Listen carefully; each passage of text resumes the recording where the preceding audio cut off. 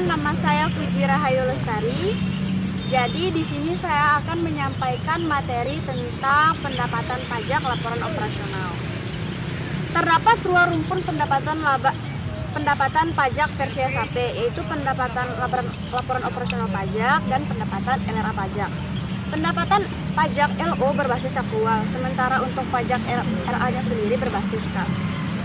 Kemudian, pendapatan pajak LO terbagi atas pendapatan pemerintahan pusat, Direktorat Jenderal Pajak, dan Direktorat Bea Cukai, Departemen Keuangan, pajak provinsi dan pajak kabupaten ataupun kota. Berbagai jenis pajak seperti pajak penghasilan maupun pajak pertambahan nilai tidak dapat didesentralisasi menjadi pajak daerah. Sebagian pajak lain dapat diberlakukan sebagai pajak provinsi, kabupaten, dan kota. Berbasis konsep daerah otonom, karakteristik pajak daerah yang pertama yaitu pajak daerah dapat berasal dari pajak asli daerah maupun pajak negara yang diserahkan kepada daerah sebagai pajak daerah. Kemudian yang kedua, pajak daerah dipungut oleh daerah terbatas di dalam wilayah administratif yang dikuasainya. Kemudian yang ketiga, hasil pungutan pajak daerah dipergunakan untuk membiayai urusan rumah tangga daerah ataupun untuk membiayai pengeluaran daerah sebagai badan hukum. Pajak daerah dipungut oleh daerah berdasarkan kekuatan peraturan daerah ataupun perda, maka sifat pemungutan pajak daerah dapat dipaksakan kepada masyarakat yang wajib membayar dalam lingkungan kekuasaannya. Selanjutnya yaitu berbagai jenis pajak. Yang pertama, Direktorat Jenderal Pajak Kementerian Keuangan mengelola yang pertama satu, pajak penghasilan, dua, pajak pertambahan nilai, ketiga, pajak penjualan atas barang mewah atau PPNBM, yang ketiga, pajak bumi bangunan, yang keempat, bea perolehan atas tanah dan bangunan, yang kelima, bea materai.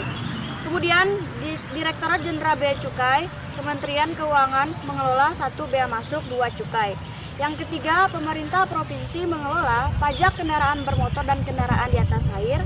Yang kedua, bea balik nama kendaraan bermotor dan kendaraan di atas air. Yang ketiga, pajak bahan bakar kendaraan bermotor. Yang keempat, pajak pengambilan dan pemanfaatan air bawah tanah dan air permukaan. Yang kelima, pajak pokok. Pemerintahan kabupaten atau kota mengelola satu, pajak hotel, pajak restoran, pajak hiburan, pajak reklame, pajak penerangan jalan, pajak pengambilan bahan galian golongan C, mineral bukan logam dan batuan, pajak parkir, pajak air tanah, pajak sarang burung walet, pedesaan dan perkotaan, bea perolehan atas hak tanah dan bangunan. Kemudian selanjutnya saya akan membacakan tentang akuntansi pendapatan laba operasional pusat, laba operasional pajak pemerintahan pusat. Yang pertama itu ada akuntansi pendapatan LO untuk pajak penghasilan. Bila mengikuti UU Pajak, pengakuan pendapatan PPh pada transaksi diterima dan atau timbulnya piutang pajak yang mana lebih dahulu pengakuan pendapatan berdasarkan NPWP dan mulai saat penagihan pajak. Yang kedua yaitu akuntansi pendapatan LO untuk PPN dan pajak penjualan barang mewah. Pengakuan pendapatan pajak PPN dan PPNBM saat penyerahan faktur pajak PPN keluaran, PPN masukan bersama setoran tunai PPN ke kas negara dilakukan. Kemudian yang ketiga yaitu akuntansi pendapatan LO untuk pajak bumi bangunan sektor perkebunan, pertanian, dan kehutanan. Pendapatan PBB diakui pada saat tunai setoran di mana sebelum batas tanggal setoran PBB berakhir. Bila belum diterima tunai, maka pendapatan dan piutang pajak diakui setelah tanggal setoran PBB. Selanjutnya yaitu akuntansi pendapatan LO untuk bea materai. Bea materai adalah pajak atas dokumen, biaya pengesahan secara hukum atas dokumen. Benda materai adalah materai yang diterbitkan oleh pemerintah negara kesatuan Republik Indonesia. Kemudian selanjutnya tentang akuntansi pendapatan LO untuk pendapatan pajak pemerintah provinsi. Yang pertama itu ada akuntansi pendapatan LO pajak kendaraan bermotor dan kendaraan di atas air. Pengakuan pendapatan pada saat menerima setoran dan SSP atau SPTPD dibuat wajib pajak SKPD, SKPDKB, SKPDKBT, SKPDN, dan SPPD yang dibuat gubernur juga berdasar tanda bukti pelunasan dan planning. Kemudian selanjutnya yaitu akuntansi pendapatan LO untuk bea balik nama kendaraan bermotor dan kendaraan di atas air. Pengakuan akuntansi pendapatan pada saat penyerahan kepemilikan kendaraan bermotor sesuai pasal 9 BBNKB yang terhutang dipungut di wilayah pajak daerah tempat kendaraan bermotor terdaftar sesuai dengan pasal 13. Selanjutnya yaitu akuntansi pendapatan LO untuk pajak bahan bakar kendaraan bermotor atau BBKB.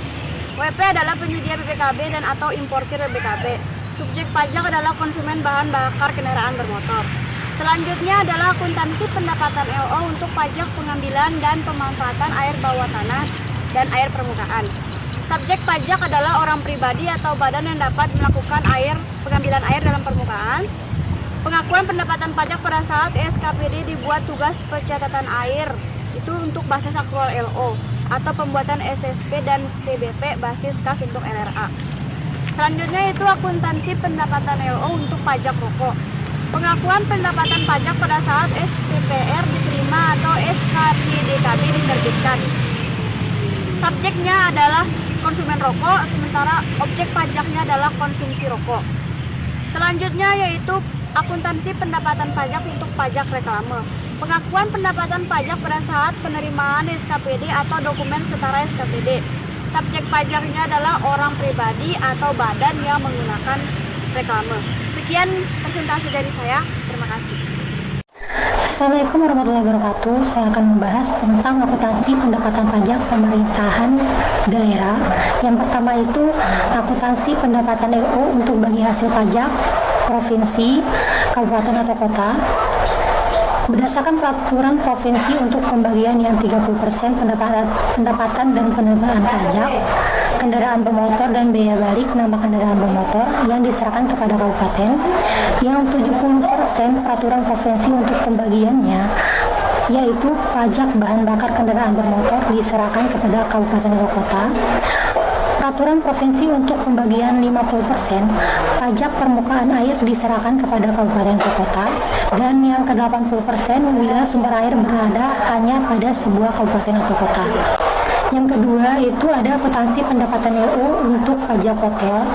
Pengakuan pendapatan ini diakui pada saat tamu sudah check out dari hotel. Menurut pasal 35, pajak yang ditetapkan Perda paling tinggi itu 10%. Yang ketiga itu akuntansi pendapatan LO untuk pajak restoran. Pengakuan pendapatan untuk pajak restoran ini pada saat penerimaan setoran pajak atau dokumen pemberitahuan pajak daerah dan setoran pajak daerah. Menurut pasal 39, pasal 40, tarif paling tinggi 10% ditetapkan oleh Perda. Yang keempat itu akuntansi pendapatan LO untuk pajak liburan. Pengakuan pendapatan pada saat penerimaan tunai, setoran pajak dan SKPD, SPTPD dan dokumen setara. Dasar pengenaan pajak ini adalah jumlah pembayaran yang diterima atau yang seharusnya diterima oleh layanan liburan. Menurut pasal 39, pasal 45, tarif paling tinggi itu 35%, 75% untuk hiburan khusus seperti karaoke, yang 10% itu untuk hiburan kesenian rakyat tradisional. Yang kelima itu akuntansi pendapatan LO untuk pajak reklame. Pengakuan pendapatan pada saat penerimaan tunai, setoran pajak dan bukti SSPD, SKPD dan dokumen setara. Sesuai pasal 50, tarif pajak paling tinggi itu 50% dengan pemerintahan daerah 20%. Yang keenam itu akuntansi pendapatan LO untuk pajak penerangan jalan. Pengakuan pendapatan ini diakui pada saat penerimaan LO setoran pajak dan SPTPD dengan tarif 10% untuk nilai jual tenaga listrik dan 3% untuk industri pertambangan minyak dan gas alam. Dan penggunaan listrik yang dihasilkan sendiri 1,5% ditetapkan oleh pemerintahan daerah. Yang ketujuh itu akuntansi pendapatan LO untuk pajak mineral bukan logam dan batuan. Pengakuan pendapatan ini diakui pada saat penerimaan tunai, setoran pajak serta bukti pembayaran pajak MBL atau mineral bukan logam dan batuan oleh Perda sebesar 25%. Yang kedelapan itu akuntansi pendapatan LO untuk pajak parkir. Pengakuan pendapatan ini diakui Perda untuk parkir pada saat penerimaan SSPD, yaitu tarif pajak yang ditetapkan oleh Perda 30%. Yang kesembilan, akuntansi pendapatan LO untuk pajak air tanah. Pengakuan pendapatan pajak air tanah adalah pada saat pemerintah daerah menerima SPTPD sesuai jumlah penerimaan kas KUD atau Sakter khusus penerimaan pajak daerah. Yang ke-10 itu akuntansi pendapatan LO untuk pajak sarang burung walet adalah pada saat penerimaan SPTPD dan SSPD dan tunai setoran pajak dari WPO atau orang pribadi, yaitu dengan tarif yang ditetapkan pemerintahan daerah sebesar 10%. Yang ke-11, akuntansi pendapatan pada saat tunai setoran dan STPPBB diterima. Tarif pajak paling tinggi 0,3% melalui pemerintahan daerah sesuai dengan pasal 80. Untuk sektor pedesaan dan kota, paling tinggi itu 0,3% sesuai Undang-Undang PDRD nomor 28/2009. Tarif tunggalnya itu 0,5 sesuai dengan Undang-Undang PBB. Yang ke-12 itu bea perolehan hak atas tanah dan bangunan. Pengakuan pendapatan BPHTB pada saat penerimaan tunai setoran SSPD atau surat tagihan BPHTB, surat ketetapan BPHTB kurang bayar, surat ketetapan BPHTB kurang bayar tambahan, surat ketetapan BPHTB LB. Tarifnya itu sebesar 5% dikali dengan perolehan objek pajak. Baik, perkenalkan, nama saya Jati Yanggayuarta. Di sini saya akan jelaskan mengenai penyusutan aset tetap berdasarkan pernyataan standar akuntansi nomor 7 dan peraturan pemerintah nomor 71 tahun 2010. Dampak dari dikeluarkannya peraturan pemerintah nomor 71 tahun 2010 tentang pernyataan standar akuntansi pemerintah yang menggantikan pernyataan standar akuntansi sebelumnya, banyak kebijakan di bidang pengelolaan keuangan dan aset pemerintah sampai saat ini masih bermasalah. Pernyataan standar akuntansi pemerintah PSAP nomor 7 mengatur tentang aset tetap dan buletin teknis serta standar akuntansi pemerintah nomor 5 tentang akuntansi penyusutan. Opini Badan Pemeriksa Keuangan atau BPK masih menyoroti pengelolaan aset tetap dan permasalahannya, bahkan menjadi dasar mengkualifikasi laporan keuangan. Bila ruang lingkup pemeriksaan sampai dengan penerapan penyusutan aset, besar kemungkinan akan berdampak negatif pada perubahan opini atas laporan keuangan yang disajikan oleh pemerintah. Faktor penentu penyusutan. Terkait dengan penyusutan aset tetap, terdapat 3 faktor penentu yang harus diperhitungkan. Yang pertama yaitu perolehan aset tetap. Harga perolehan yaitu sejumlah uang yang dikeluarkan untuk memperoleh aktiva hingga siap digunakan. Yang kedua itu bisa bermanfaat yang diharapkan atau masa bermanfaat yang diharapkan. Yang pertama itu periode suatu aset diharapkan digunakan untuk aktivitas pemerintah dan atau pelayanan publik, atau jumlah produksi atau unit serupa diharapkan peroleh dari aset aktivitas pemerintah dan atau pelayanan publik. Yang ketiga yaitu perkiraan nilai aset tetap pada akhir masa manfaat, nilai residu atau nilai sisa. Nilai sisa atau nilai residu ada jumlah yang diperkirakan dapat direalisasikan pada saat aktiva tidak digunakan lagi. Selanjutnya itu metode penyusutan. Dalam PSAP nomor 7 paragraf 53 menyatakan bahwa penyusutan adalah alokasi sistematis atas nilai suatu aset tetap yang dapat disusutkan. Adapun ada beberapa metode dalam sebuah proses penyusutan. Yang pertama itu seperti yang kita pernah pelajari, ada metode garis lurus. Yang kedua metode saldo menurun berganda. Yang ketiga yaitu metode unit produksi. Selanjutnya ada beberapa permasalahan. Pada prinsipnya aset tetap harus dicatat per unit. Mengingatkan setiap unit aset tetap memiliki keunikan, karakteristik, dan kondisi yang berbeda satu sama lain, walaupun mungkin diperoleh pada saat yang sama. Adapun beberapa permasalahan, yang pertama adalah belum semua aset tetap tercatat dalam daftar aset tetap dan belum memiliki harga perolehan yang dianggap wajar. Keberadaan bukti perolehan sangat diperlukan dalam mencatat aset tetap pada satuan kerja pemerintah. Permasalahan yang kedua adalah pencatatan aset tetap belum sesuai dengan kelompok dan belum terperinci per unit. Kalau dilihat dari daftar aset yang dibuat satuan kerja, masih banyak dijumpai pencatatan aset tetap secara gabungan atau belum per unit. Yang ketiga yaitu keberadaan dan kondisi aset tetap diragukan. Daftar aset tetap dan satuan kerja seharusnya mencerminkan keberadaan dan kondisi aset pada satuan kerja yang menjadi informasi. Nah, informasi tentang keberadaan aset itu tentu ada keraguan. Yang keempat yaitu kesulitan menentukan umur manfaat. Faktor umur manfaat merupakan hal yang sangat penting dengan penerapan penyusutan aset tetap, namun kenyataannya dengan banyaknya jenis, tipe, dan bahan baku yang menjadi hal yang dapat diperdebatkan dalam menentukan umur dan manfaat aset tetap. Kesimpulan dari penyusutan aset tetap adalah bukanlah hal yang sulit apabila pencatatan aset tetap dilakukan secara benar dan berdasarkan peraturan yang telah ditentukan. Sekian, terima kasih. Bismillahirrahmanirrahim. Assalamualaikum warahmatullahi wabarakatuh. Perkenalkan, nama saya Rumaisa Asilnikapa. Saya ingin menjelaskan tentang akuntansi penerusan pinjaman. Nah, sistem akuntansi dan pelaporan keuangan pengelolaan penerusan pinjaman yang disebut SAPPP. SAPPP adalah serangkaian prosedur manual maupun terkomputerisasi mulai dari pengumpulan data, pengakuan, pencatatan, pengikhtisaran, serta pengelolaan penerusan pinjaman pemerintah sehubungan dengan kegiatan dalam rangka pemberian pinjaman anggaran. Bendahara Umum Negara pengelolaan pemberian pinjaman. Nah, ada 4 tata caranya untuk mekanisme penarikan pinjaman. Yang pertama dengan rekening khusus, yang kedua melalui pembayaran langsung, yang ketiga melalui pembayaran pendahuluan, dan yang terakhir bisa melalui LC atau letter of credit. Bismillahirrahmanirrahim. Assalamualaikum warahmatullahi wabarakatuh. Perkenalkan, nama saya Kiki Zakia. Saya program akuntansi angkatan 2017.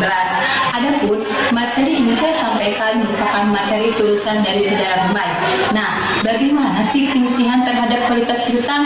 Adapun menurut Peraturan Menteri Keuangan Nomor 64 Tahun 2014 tentang piutang tak tertagih terhadap lembaga, kementerian, dan badan bendahara umum negara dikelompokkan menjadi 4, yaitu yang pertama adalah lancar, yang kedua kurang lancar, yang ketiga diragukan, dan yang keempat yaitu macet. Nah, yang pertama yaitu lancar, di mana estimasi piutang tak tertagih terhadap piutang sebesar 5 per mil atau setengah persen. Terus yang kedua yaitu kurang lancar, di mana estimasi piutang tak tertagih terhadap piutang sebesar 10%.